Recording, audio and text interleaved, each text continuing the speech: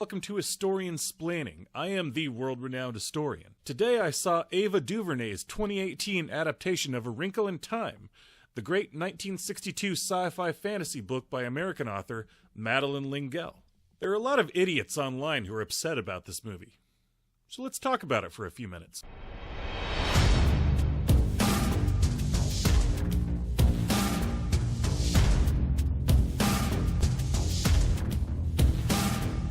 Obviously, from here on out, let's all go to the lobby. Let's all go to the lobby. So let's get started. First of all, by way of opening statements, this is one of my favorite books of all time. Certainly in my top 5. You know, it fluctuates based on my mood on that particular day, but it's The Never-Ending Story, 2001: A Space Odyssey, The Terror by Dan Simmons, A Wizard of Earthsea by Ursula Le Guin, and A Wrinkle in Time by Madeleine L'Engle. You know, those are always the top 5. You know, I haven't read it in a long time because there's like this phenomenon where you don't react to something you used to love in the same way when you're older, and it's almost better to like keep the memory of how you reacted to it the first time. Like, I've played video games or watched certain movies when I was a kid and tried to relive that experience in adulthood, and there is just something missing. When I say it's one of my favorites, partially that means that I had a strong emotional reaction to it at the time, and part of me would prefer to hold on to that rather than try to replicate it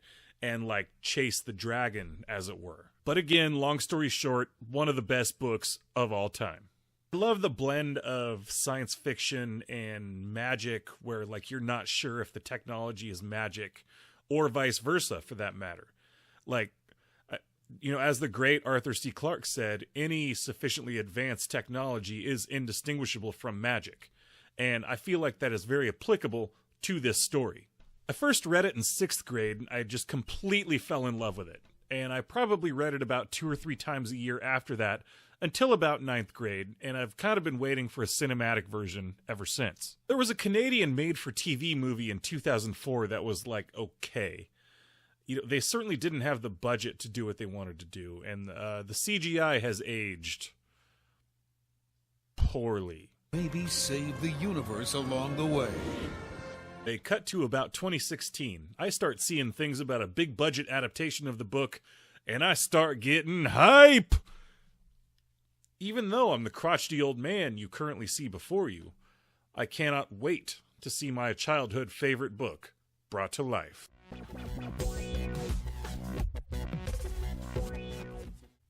And it was pretty good. Oh crap, I forgot! It's the internet! You're not allowed to have reasonable opinions on the internet. Everything has to be God sucks! Rage! Nerd rage! Or, yes! Woo! Woo! Woo! Yes, it was the best thing ever! I want to have its children! Sorry, internet. You're just going to have to put up with this one reasonable opinion. It was pretty good. I know this story pretty much beat for beat, and the adaptation pretty much captured the heart of the source material without slavishly following every single beat from the book. And that's fine. People complain about changes all the time from a book to a movie, and it's just stupid. They're just different storytelling mediums. Look, most of the people who complain about this wouldn't actually enjoy the movie if they just filmed the book. This is not an easy book to film, by the way. Like, at one point in the book, they stop by a 2-dimensional planet. Like, how in the hell are you going to film that? Let me give you some specific examples. Early in the movie, when Charles Wallace is downstairs making sandwiches on the dark and stormy night, in the book, their mom shows up, and they have a conversation about Meg's problems at school. And then Mrs. Whatsit shows up in the same scene, and then in the movie, they decide to show Meg's problems happening at school, rather than have the characters have a conversation about it. Now, it's a truism about storytelling that people read a book, and they listen to a play, but they watch a movie. In other words, it's all about the visuals. Some old-school screenwriters go as far as to say that you should write your screenplay, finish it, and then go back in and add the dialogue. I bet nobody actually does that, but I hope you get the idea. Film is a visual medium. So this change, where in the book they have a conversation about Meg's school issues, where in the movie they actually show those scenes, that makes complete sense given the change in the storytelling medium. I'll give you another example. So a big theme of this story is learning that your parents are fallible, but learning to love them anyway, specifically with Meg, but to a lesser extent with Calvin. In the book, Lingel accomplishes this by having Meg and her father tesser away from it to a new planet, and they have a scene where like Meg berates him for leaving Charles Wallace in the hands of it on Campzats. In the movie, this is all handled in basically a single exchange of looks at the end of the film. Duvernay cuts that book scene pretty wisely, in my view, and drives the emotional point home with like 2 facial expressions from her actors. Chris Pine and the girl who played Meg. I'm sorry, I don't know her name, but nice work. You know, nice translation of the talkiness of the book over to the show don't tell world of film. There's one more change that worked for me. The immortal Mrs. Who, played very well here by the wonderful Mindy Kaling, quotes Shakespeare and Buddha and Rumi and all these luminaries of literature just like she does in the book. However, in the film, she also quotes like the rapper Outkast and Chris Tucker. Also, she had like a cool guy handshake with Calvin at one point. I don't know. Some pretentious dweebs may have disliked this. It was fine with me. The book was written in the 60s. The movie does not take place in the 60s, and I see no problem with like updating some of the dialogue. Like, also, any person who writes things down creatively, be they Outkast or Shakespeare, they're on the same spectrum. You know, there isn't some untouchable list of geniuses just because they're old. Like, they're all doing the same thing. Like, Shakespeare was at one time considered pop culture entertainment for the masses. One more change that probably could be considered something of an update. When Mrs. Whatsit first shows up at the Murray household in the book, Mrs. Murray like welcomes her. She's like, hey, come in, get out of the rain.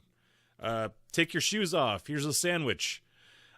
In this film, Mrs. Murray is like, it's late.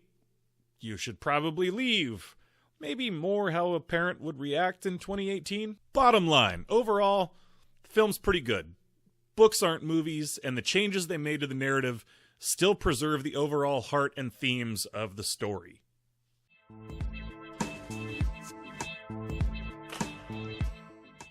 Overall, the cast is really good.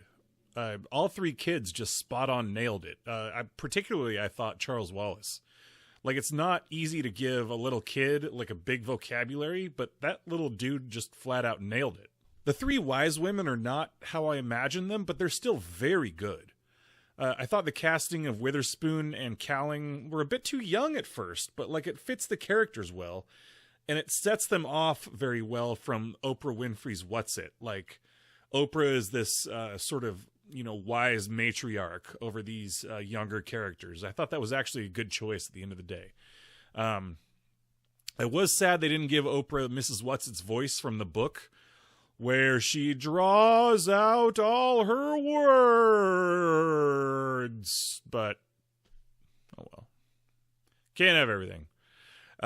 Chris Pine and Kerry Washington were fine as the parents. They were fine. I don't know. There's this sort of like lighthearted joy to the whole thing, particularly the Uriel scenes that is so much more about tone, so like it's hard to express in words, but it was appreciated by me. It's probably just about the right length for any kids or young adults who may want to see it, even if certain parts of it felt rushed to me. It's mostly well shot throughout, but a lot of the Camazot stuff was particularly stylish. Especially after the man with the red eyes leaves them and Meg starts seeing the equations in the walls. And then there's the best shot in the film where she finally finds her father again when they're walking towards each other down this colorful hallway. It's downright Kubrickian. Just great stuff. Why was Zach Galifianakis in this film? Please bear in mind that I'm not complaining about this scene because it was so much different from the book. I'm complaining because there was no reason for Zach Galifianakis to be in this film. It was such a bizarre, whacked-out tonal shift. Like, why is he there? Is he human? If not, why does he look human? Did we need Zach Galifianakis doing Zach Galifianakis stuff in the middle of this scene where this kid is on an alien planet trying to find her father? I thought another wild, bizarre casting misfire was the man with the red eyes. I can't remember the actor's name, but he's a good actor like Galifianakis, and he's been in a lot of good stuff like Galifianakis. He just didn't belong in that role. Now, to be fair, I understand that a lot of these changes were updates for modern audiences. These are changes that didn't work for me, but maybe they will for other audiences. I don't know. I hated the depiction of it at the ending. For that matter, I hated how they called it The It. Maybe they did that because there was just a movie, It? I don't know. But it was supposed to be a big brain. They were never inside it. It was like a big pulsating brain on a pedestal before them. I think in this movie they went with being inside it, like the brain synapses were attacking Meg from the inside. I don't know. I thought it was weird. There was some emotional payoff stuff towards the end that I don't think they really earned. I liked how they opened with Meg attacking her bully, and then by the end she's nice to her. It goes with the whole theme of be the light in the world against the dark that is the main theme of both book and movie. But then Calvin suddenly goes all Cameron Fry and Ferris Bueller. And suddenly he has the courage to stand up to his abusive father. I didn't really feel like they earned that moment. Throughout the film, I guess he kind of had the hots for Meg. Charles Wallace points out that he's good at diplomacy because they say that in the book. And then he never does any diplomacy in the movie. Calvin, what I'm saying is, Calvin was kind of underplayed in this adaptation. So the CGI in this film, not great. Very mid-2000s. I don't know if this is because Ava DuVernay has made some kind of smaller, extremely well-received films that I haven't seen, but this is her first big blockbuster, but one way or the other, the CGI, not so good. Gonna age badly. It was better in certain scenes than others. All the Camazotz stuff looked pretty good. The Uriel stuff, particularly What's-Its transition, looked very, very low budget by modern standards. Now, I'm not sure if you guys noticed this, but this film starred a black girl. Now, I don't actually remember if Meg is described in terms of ethnicity in the original book, but it's probably safe to assume this is not how most people imagined her. Now, this has led to all the usual internet dipshits crying about how the SJWs are taking over the world and ruining everyone's fun. I'm not posting links or screenshots. Go Google Wrinkle in Time SJW if you feel the need to give those people clicks. This is all very reminiscent to when people freaked out when they thought Idris Elba might play James Bond, or when there was a black Hermione on stage, or when there were girl Ghostbusters. These people said, hey, it's not about race or gender. We just want you to stay true to the story. Now, okay, look, this isn't something I care much about or think much about. If they want to make James Bond or Spider-Man black, or if they want to make Shaft white, I don't care. I judge every film and every story and every iteration of that story on its merits. But all the same, here's my take on this. Look, when you're making an adaptation, you can do whatever the hell you want. Because it's just that. It's an adaptation. If you were making the original, what would be the point of making it? Put Casablanca in space. Put Citizen Kane in the Old West. Give me the Iliad, but with dogs. Put Hamlet and Romeo and Juliet in the modern world. Put Hamlet in Africa with talking animals. Give me Romeo and Juliet with garden gnomes. Give me Winnie the Pooh with a grown-up Christopher Robin. See what I did there? Those last four all actually happened. It was a weird irony that every single trailer before A Wrinkle in Time was for an adaptation. There was a trailer for a Winnie the Pooh movie, a Romeo and Juliet garden gnome movie, a Grinch movie, a Mary Poppins sequel. And you know what? That's all good. Let's say you do remake Casablanca in space and it totally blows. You know what? I'm going to let you in on a little secret. Come here. Come here. Look closer. Look closer. Look closer. The original still exists.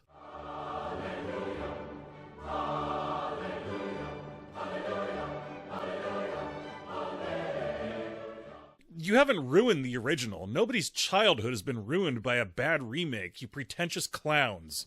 Just climb down out of your own ass. Like, that thing is still out there in the world being awesome. So someone took a creative risk and it sucks. Who the hell cares? Everyone wants to bitch about how uncreative Hollywood is about adapting stories that have already been made before.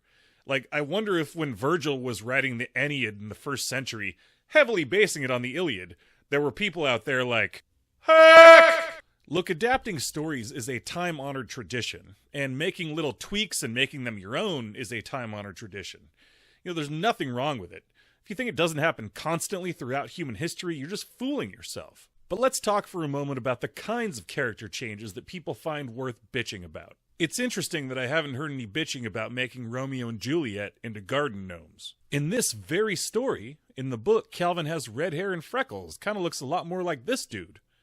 Not so much like this kid. Dan Craig was certainly the first blonde-headed James Bond that I remember. And yet there was not a peep from the peanut gallery. I don't remember too many people complaining that Tyrion Lannister didn't look too much like his novel counterpart. And the list goes on. You know, really the only time these people want to complain is when someone takes a character that was imagined white and gets turned to black, or when someone takes a character that was imagined male and gets turned to female. These people are a significant part of the problem. However, the people who think white girls shouldn't dress up as Moana because it's cultural appropriation, you're also part of the problem. People who think white kids shouldn't rock a Black Panther mask, you're also part of the problem. You who attacked the angry video game nerd for saying he didn't want to see the new Ghostbusters, you're also part of the problem. You who say that white people shouldn't have gone to the Black Panther premiere because you're interfering with black joy, you're also part of the problem. Really, the irony of this is that none of you can exist without the other. Like, you people that get mad that they made Meg Murray black, and you people who think white girls shouldn't dress up as Moana, you feed off each other and you grant each other legitimacy. Maybe if we let white kids identify with Meg Murray and Black Panther and Moana, and let minority kids identify with Spider-Man and Elsa and Iron Man and Ariel, maybe the world would be a better place. Maybe we should just want to see good movies. And this was a great movie. I'm so glad that we have a spectrum of so-called woke movies now, so that we can make it clear that really all we want are good films. Make a good movie, and people will watch it.